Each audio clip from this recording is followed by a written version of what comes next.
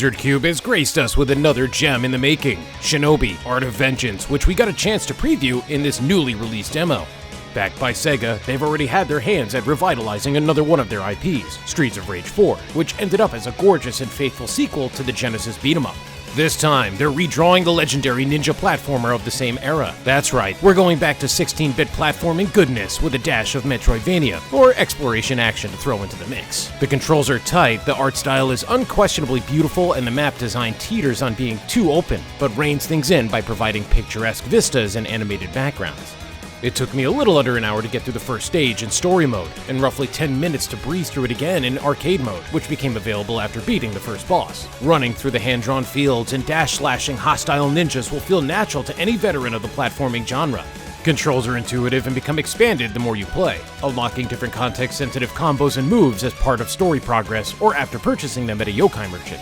Imagine my shock when pressing down heavy strike combo no longer sent me diagonally down towards an enemy, but instead plummeted me into a bed of spikes right below me. That's why reading is important. Each and every upgrade is accompanied by a 1 to 4 screen tutorial and supplementary video demonstrations. You couldn't ask for more. The same applies to items you can buy at the shop, though here you're also given an estimate on how effective each move will be against regular enemies, armored enemies, and how much execution gauge will build up. Executions play an important role in combat. Each enemy has their own execution gauge alongside their health bar, and armor bar on top of that if they have any. Filling it up with heavy strikes and kunai incisions will allow you to perform a shinobi execution on any enemy in such a state on your screen. The more enemies you execute in this manner, the greater the rewards will be. Ordinarily, enemies only drop gold on death. Executions will ring in even more gold as well as kunai refills and health orbs out of numerous baddies, allowing you to expand your moveset faster and sustaining your combat capabilities mid-fight. If you're feeling cocky or in a desperate need of gold, try to keep as many enemies in a ripe for execution state as possible before performing the shinobi shenanigans.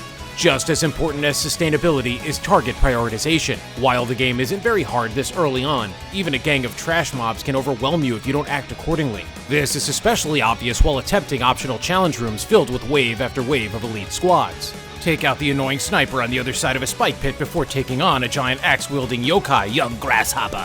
The enemy roster appears quite diverse, doubly so for a demo. Granted, some of these only appear in challenge rooms, but I'm grateful for Lizard Cube for spoiling us with all this superb art. Speaking of optional, backtracking is quite easy and painless. In story mode, you're free to fast travel to any major entrance or checkpoint snakestone.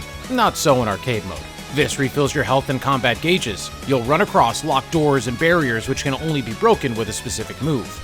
The whole demo reminded me of the spectacular Strider reboot from 2014. The ninja versus ninja, modern tech, occult aesthetic, map design, and backtracking implementation, it all feels very similar. Naturally, the hand-drawn art style also lends to a slightly different gameplay flow with longer animations, so button mashing is strongly discouraged in this game. Once you get the hang of the combat flow and it doesn't take long, you'll feel like a real ninja with the exaggerated swagger of a silent protagonist. Knowing how well Lizard Cube handled Streets of Rage 4, and the fact that I didn't want to put the demo down after finishing it, I can confidently say Shinobi, Art of Vengeance is going to be a great title when it comes out at the end of August.